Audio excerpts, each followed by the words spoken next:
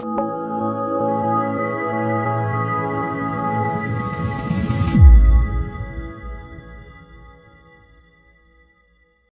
students. Now I'm going to talk about the next lecture, next concept video. Definitely not from the respiratory system, but I'm going to talk about a concept video which involves cardiovascular physiology. Now, into this video, what we are going to talk and what we are going to learn is cardiac cycle.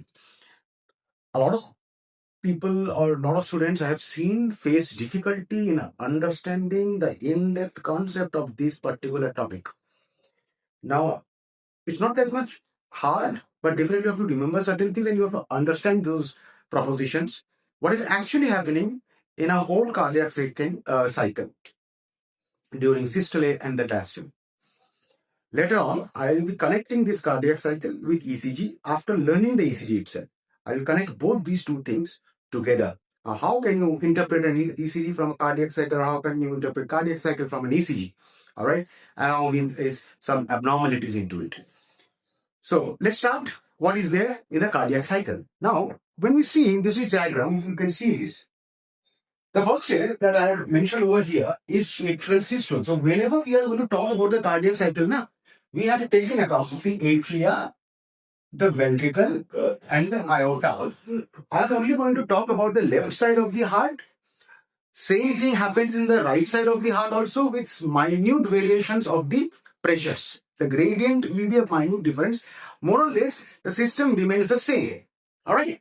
So we are going to talk about all these three. You have to understand the changes that is occurring in the atria, ventricle, and the aorta. Over here you can see. The atria is contracting, right? And the contraction of the atria is called as atrial systole. It exists till 0.1 second. Comes only once. And it's an active process.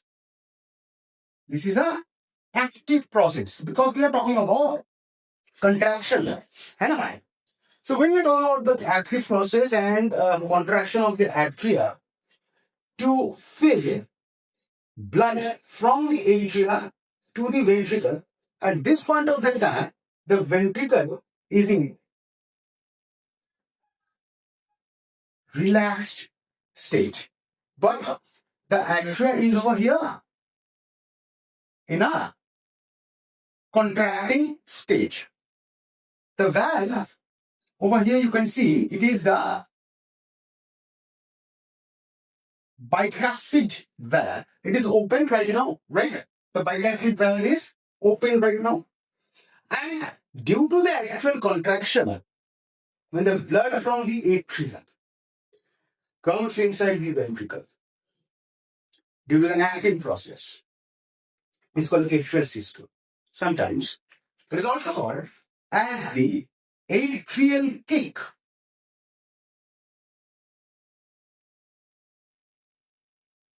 It is called as the atrial kick. So remember, when I am saying the ventricle is in the relaxed state, and the atria is in the contracting mode. But what happens over here? You can see the aortic valve in the aorta is still closed over here. The aortic valve is closed, and the bicuspid valve is open, where the atria contract and sends the blood towards the ventricle. And how much blood is sent due to the atrial kick? It is around 1/3 of the blood, 1/3 of the remaining blood. So this is the first step of the cardiac cycle. If you consider over here I've written isovolumetric contraction of the ventricle. Now what happens over here? You can see these are the lungs, these are the pulmonary veins, and over here you can see the atria. This is the atria. The atria is in relaxed state. The atria is not contracting. And over here, the ventricle is in the initial phase of contraction. initial phase of the contraction because the ventricle is now starting to contract. You can see the bicuspid valve in the atrial systole was open, but in the isovolumetric contraction, it has slammed shut down. Now, you need to remember one thing. The orientation of the bicuspid valve is like this. Like this. Now, when the bicuspid valve opens, see this, it opens upwards, it closes downwards. Again, both the bicuspid and the tricuspid valve opens upwards, but it closes downwards. Okay. So when this closing is taking place, now you need to understand why this closing happening, sir. Why what is necessary? You need to understand very important thing over here. When the ventricle starts contracting in the initial phase, the ventricular pressure over here from 0 millimeter of mercury goes to 5 millimeter of mercury. And this 5 millimeter of mercury in the ventricle, with the pressure which is generated during the contraction or the initial phase of the ventricular contraction, is more than the pressure in the atria. So the tendency of the blood will be going towards the atria. The tendency of the blood will be there to go up towards the atria. Now, what happens at this point of time? The bicuspid and the tricuspid valve, this regurgitation of the blood, what do you call this thing? Regurgitation of the blood, vomiting of the blood from the ventricle to the atria. To prevent this, the bicuspid and the tricuspid valve, which was open in the previous year, slam shut down to prevent this regurgitation of the blood. And it produces what? And it produces the first short sound, which is called as S1 or la. Did you understand this thing? Now what happens? Why does this aortic valve do not open, sir? What is the problem with it? I understand it needs to shut down. Why? Because this bicuspid valve needs to shut down, and over here the atria relaxes. It acts as a tank. It acts as a tank where the blood from the lungs comes inside the atria, acts as a tank. The atrial filling is over there. Atrial diastole is there. So now what happens to this aortic valve? Why it was not opening if the ventricle is into its initial phase of contraction? Because the reason is the pressure in the aorta.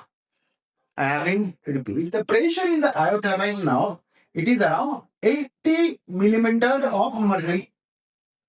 So to open this aortic valve, the pressure in the ventricle should reach beyond 80 millimeter of mercury, that is 81. Again, so it's still not there. So till from 0 to 0.5, it was enough to slam shut down the bicuspid and the tricuspid valve, but it is not enough to open the aortic valve to send the blood towards the aorta from the ventricle. So it's still closed. Got my point or not? Okay. Come to the next part. It's called as rapid ventricular ejection. What is happening over here? So the ventricle starts contracting vehemently. It starts contracting vehemently, and the pressure initially, which was 0 to 5, reaches around 81 millimeter of mercury.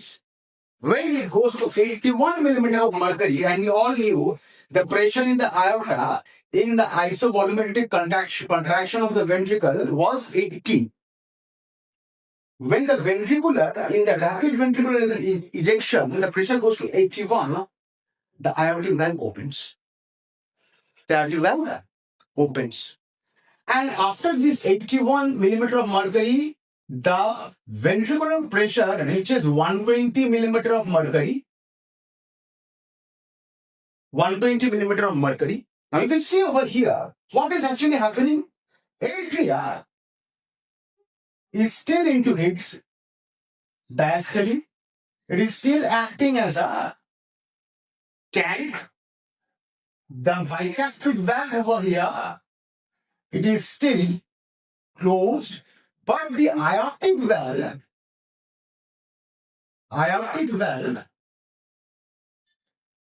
opens, and this aorta and the ventricle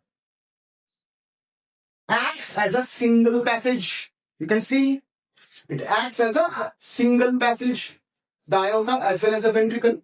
So what will be the pressure in the aorta, sir? As it is acting as a single passage, what happens? The pressure in the aorta also reaches 120 millimeter of mercury. It becomes very elastic because we all know aorta is elastic in nature. It bulges off when it goes to 120 millimeter of the mercury. So this is called rapid ventricular ejection. Over here, the ventricle is in the systole. The atria is in the, the atria is in the diastole. And the pressure in the ventricle right now is 120, which is transferred to the aorta, which becomes 120 right now. It acts as a single passage system. Right now? Well, now what happens after this rapid ventricular ejection?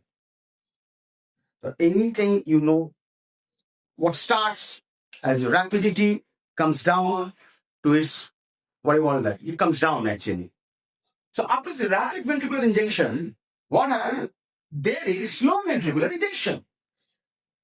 When there is slow ventricular ejection, what happens right now, sir? During the slow ventricular ejection, we all knew from 0 to 5 it went, then it went to 81, then it went to 120, then it comes down from 120 millimeter of mercury. But there still is ventricular, what do you call ventricular systole? The ventricle over here is still into its systole. The bicuspid valve is still closed. The aortic valve, it is still closed, and the aorta still now acts as a tank or a reservoir. It still receives the blood coming or the draining inside the left atria. Right? So after this slow ventricular ejection, what happens over here? You can see this. There is isovolumetric relaxation. I will also tell you why previously during the S1 we were talking about isovolumetric contraction. Why is isovolumetric word is used, and why is isovolumetric relaxation word is used. I will also be explaining that. Now during this isovolumetric relaxation, you can see over here both the ventricle as well as the atria relaxes. No one is under system.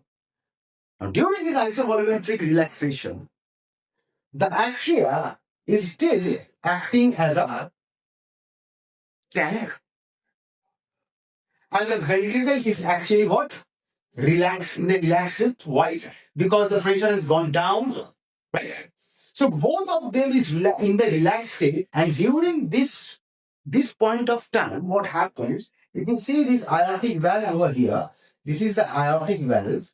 This aortic valve closes.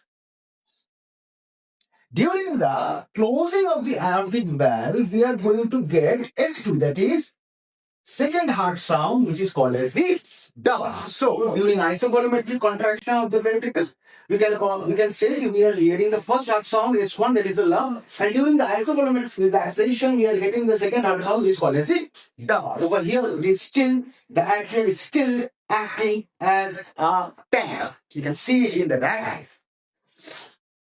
Now, coming to the next part, it is called rapid passive ventricular filling. Now you have to understand this. Sir, from the isovolumetric contraction till isovolumetric relaxation, the atria was or is acting as a tank. So you can understand the atria has gotten bulged up so much It is holding that much of blood inside it coming from the lungs via the pulmonary veins. Right? So, no, you understand this thing, it becomes so much bulged, the bicuspid valve opens. And the blood comes down very rapidly inside the ventricle. So during this ventricular rapid passive, and why I'm calling it passive? Because the area didn't needed to contract. That's why it is called rapid, but it is passive. Area didn't need to contract to send the blood from the atria to the ventricle. So it's a passive process. During this, sometimes we hear the third heart sound, S3. Sometimes you also hear this name, S3, specifically when it happens, when does it happen? When we go for exercise, if you run, you can hear that S3 sound, rapid passive ventricular filling. Now, what is it written over here, sir? ESV, that is the end systolic volume. Means, sir, what is end systolic volume, sir? End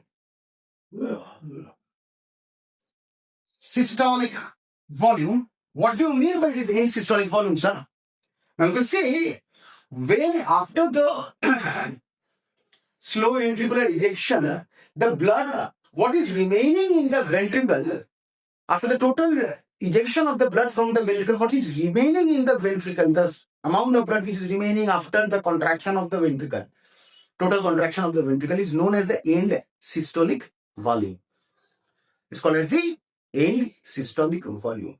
So after the rapid passive ventricular filling, over the end systolic volume, we will be having what? Blood from the atria. Consider this rapid passive ventricular filling on the ESV, end systolic volume. Now again, I said something which is rapid need to come down. So after that, we will be having slow passive ventricular filling.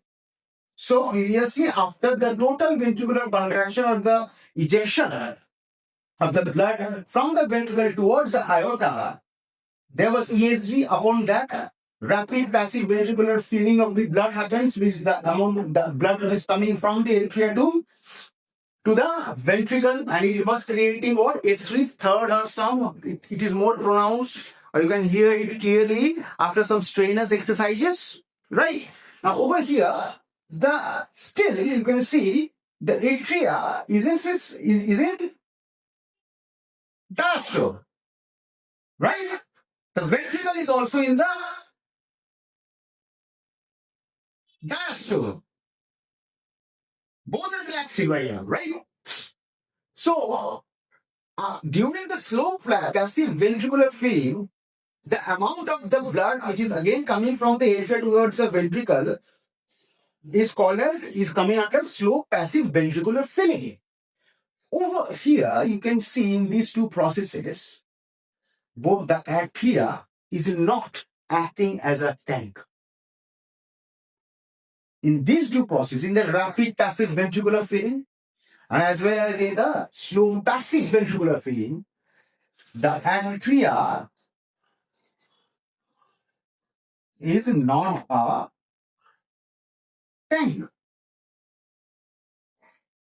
Now, after that, so sir, how much blood is coming during this rapid passive ventricular filling and slow passive ventricular filling into this into the ventricle? 2/3 of the blood, and 2/3 of the blood is basically filled inside the ventricle via passive process, not an active process.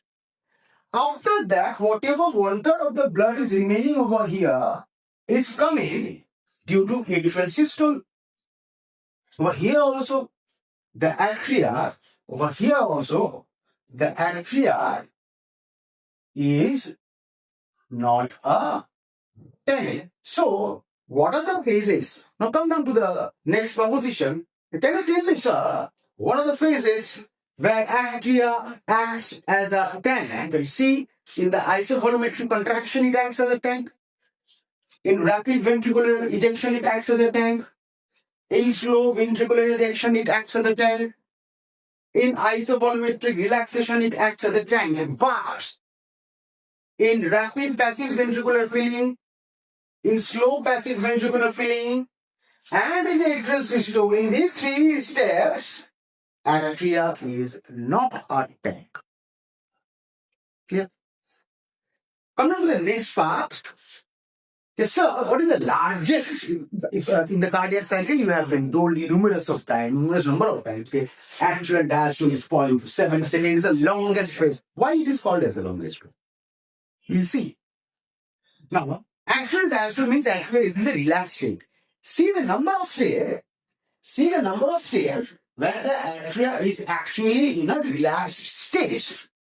See the number of stairs. Here, atria relaxes. How many steps are there? Step 1, atria is relaxed. Step 2, atria is relaxed. Over here is atria is relaxed. Step 3 also, atria is relaxed. Step 4 also, over here is also tank. See the outward arrow means relaxed. This is atria is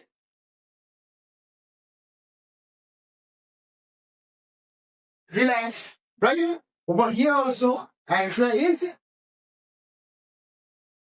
relaxed. Here also, atria is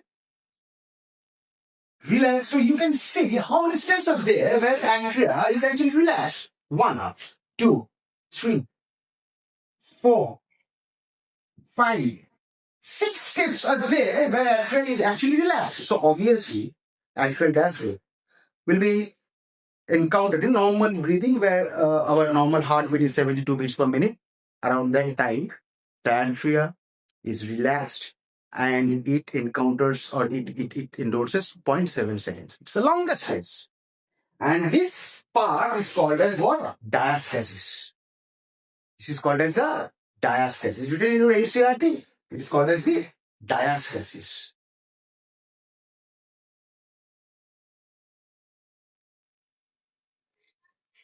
Okay. Now, sir, over here, you have said ventricular systole is 0.3 seconds. So, if you are ever asked, understand this point, if you are ever asked, ventricular systole is longer than atrial systole. Huh, sir? Correct? Why? Because atrial systole is how much? 0.1 seconds. But ventricular systole, how many times the ventricular is on the systole? Tell me. Isovolumetric contraction, ventricular systole. Rapid ventricular ejection, ventricular systole. Slow ventricular ejection, ventricular systole. Now, how many steps are there in case of ventricular systole? Tell me. In atrial diastole, I say around 6 steps are there for atrial diastole. In ventricular systole, how many steps can you see? 1, 2, 3. 3 steps. 3 steps. But in case of ventricular diastole, sir, how much? Where can you see ventricular diastole? And you have said it is right around 0.5 seconds. See, from where we can count the ventricular diastole. Isovolumetric relaxation, rapid passive ventricular filling, and slow passive ventricular filling. These are the 3 steps. These are the 3 steps. We can see the ventricle is under the diastole. So it is clearly inevitable all the steps which is being written. Sir, can you tell me, can you hear 4th heart sound? You can hear, but it's a pathological condition, man, because it's an actual pathological condition. You can hear it over here, this one, during atrial systole. You can hear the 4th heart sound over here in atrial systole. You can hear it, 4th heart sound. 4th heart sound. S4. And why can you hear it? Why would you say, sir, Why would say the fourth heart sound is a pathological condition? The reason is when there is ventricular hypertrophy. Now you need to understand this, what is meant by ventricular hypertrophy. Ventricular hypertrophy is stiffness of the ventricle. When the ventricle becomes very stiff. Now you have to assume when the ventricle becomes very stiff, the artery needs to pump or to pressurize the ventricle, pressurize itself to put blood inside the ventricle more. Because the ventricle has got in a hypertrophy condition, it got become very stiff. So at that time, during that time, you can hear the fourth heart sound. What is that time called? That is called ventricular hypertrophy. That is called during ventricular hypertrophy. Ventricle becomes very stiff. Ventricle becomes very stiff. So the action needs to. Now we have to push the blood inside it, inside the ventricle. So at that time you can hear the S4. It's a pathological condition. It's not a physiological condition. So I hope that you have understood all the points. When does it open? When does it closes? Always remember the aortic valve. The orientation of the aortic valve is like this. So it opens. See this. It opens like this. Closes like this. In case of the bicuspid valve and the tricuspid valve, you see this? It opens upwards, closes downwards. It is absolutely ulta in case of the aortic valve and the pulmonary valve in the right side of the heart. See this? It opens downwards, closes upwards. It opens downwards, closes upwards. So during the closing of the aortic valve or the pulmonary valve, you can hear the second heart sound, which is called as what? Dum. And during the closing of the bicuspid valve and the tricuspid valve, you can hear the first heart sound, which is called as lung. And S3 you can hear at one time during rapid passive ventricular filling. When can you hear that? S4, I have already said that. Go through the lecture properly. What I said over here, it's very important. Go through the lecture, then you make the note of the cardiac cycle. I will relate this cardiac cycle with ECG. Understood? Clear? Hopefully it is clear to you. Take the screenshot if it is required for you, or if it is needed from your side, then you can understand what actually happens during the cardiac cycle. I will relate this thing with ECG as well. Thank you. Hope you are enjoying the classes. Grind hard, work hard. Make your parents feel proud of your achievements. Do what is needful. Thank you. God bless you.